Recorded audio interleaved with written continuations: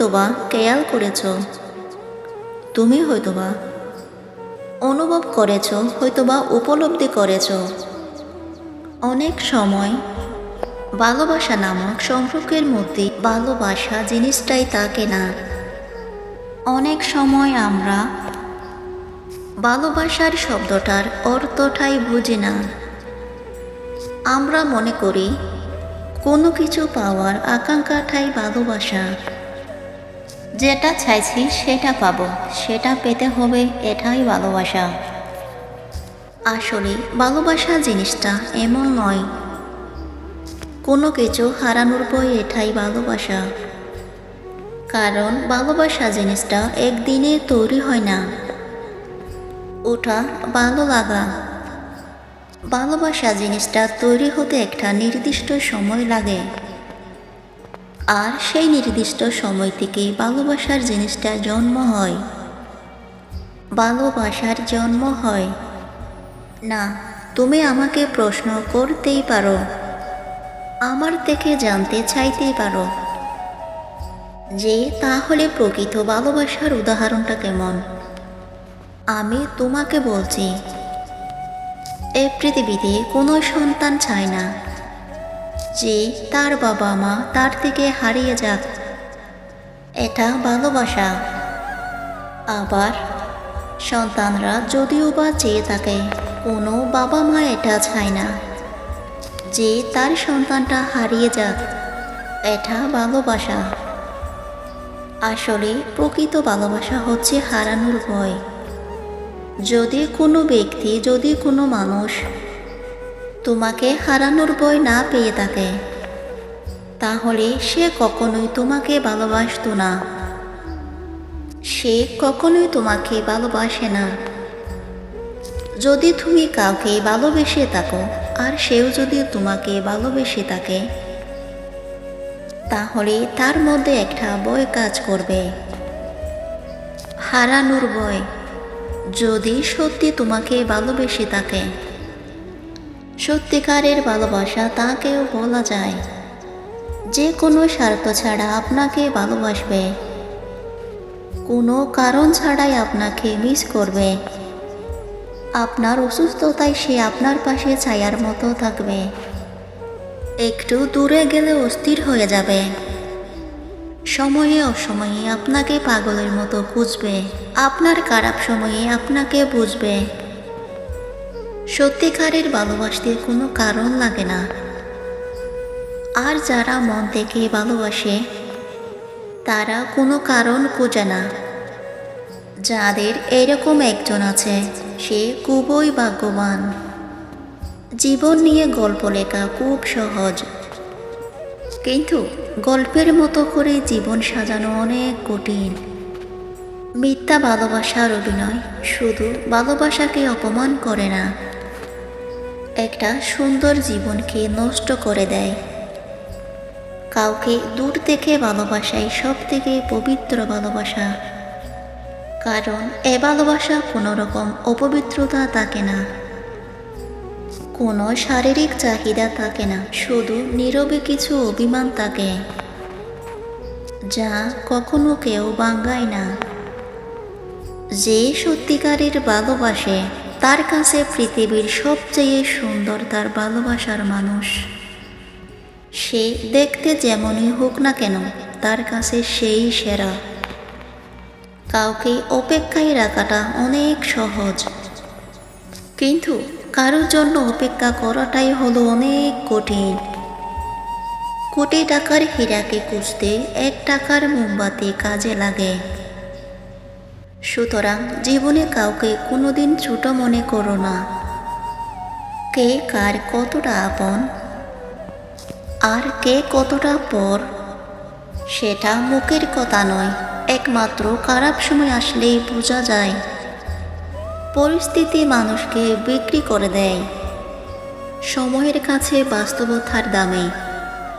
জীবনে আঘাত পাওয়া মানে হেরে যাওয়া নয়, কিন্তু জীবনটাকে বৃথা ভাবাটাও উচিত নয়।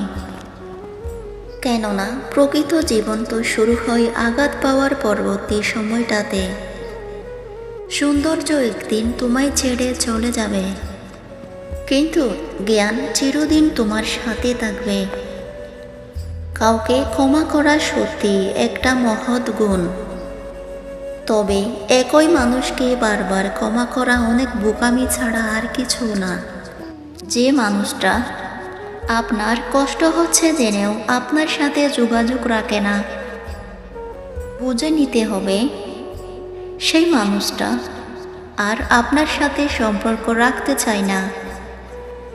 সুতরাং তা কেউ বুঝতে না দিয়ে গোপনে নিজেকে আড়াল করুন চিরদিনের জন্য।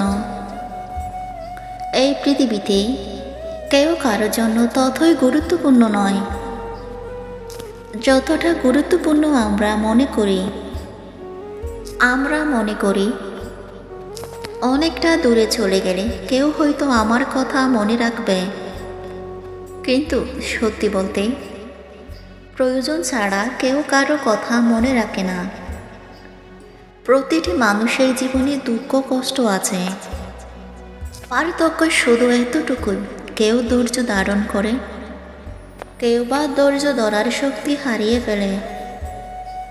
কাউকে ভালোবাসতে হলে আগে বোঝার চেষ্টা করুন এটা কি আসলেই ভালোবাসা নাকি ক্ষণিকের ভালো লাগা। কারণ এক বালকে কারো প্রতি ভালোবাসা জন্ম হয় না, হয়তো ভালো লাগা বাড়তে পারে। তাই বলে একে ভালোবাসা ভেবে ভুল করবেন না। জীবনে একটু শান্তিতে থাকতে চাইলে দুই ধরনের মানুষের ভালোবাসার থেকে সবসময় দূরে থাকার চেষ্টা করুন। যারা হাজার অপরাধ করার পরও আপনার সামনে নির্দোষ সেজে বসে থাকে, আর যারা আপনার ভেতরে লুকিয়ে থাকা ইচ্ছা শক্তিগুলোকে তিলে তিলে ধ্বংস করতে থাকে। এই পৃথিবীতে প্রতিটি মানুষ ঠিক তখনই আপনাকে অবহেলা করতে শুরু করবে যখন থেকে সে বুঝতে পারবে আপনি তাকে ছাড়া বাঁচতে পারবেন না। যে আপনাকে সত্যিই ভালোবাসবে তার মধ্যে এই তিনটি লক্ষণ দেখতে পাবেন। নাম্বার 1, সে বারবার বিভিন্ন সময়ে বিভিন্ন বাহানার কাছে আসবে, আসল কারণ বলবে না। এই কারণটা আপনাকেই খুঁজে পেতে হবে। নাম্বার 2, যদি বিশেষ কোনো কাজ না থাকে তবে বিনা প্রয়োজনে সে আপনার জন্য ঘন ঘন সময় নষ্ট করবে। সে যদি আপনাকে ভালোবাসে তাহলে দেখবেন যে যখন আপনি ডাকবেন তখনই সে আপনার জন্য ছুটে আসবে। ব্যস্ত থাকলেও আপনার জন্য সেই সময় বের করে নেবে। নাম্বার 3, আপনি যদি অন্য মেয়ের সাথে কথা বলেন এবং হাসি ঠাট্টা তামাশা করেন তবে সে খুব বেশি কষ্ট পাবে। অনেক সময় এই কষ্টের বহিঃপ্রকাশ লক্ষণীয় হয়ে ওঠে। অন্যায়ের প্রতিবাদ করতে না পারলে অন্তত হৃদয় থেকে ঘৃণা করতে ভুলবেন না। একটা মজার বিষয় কি জানেন?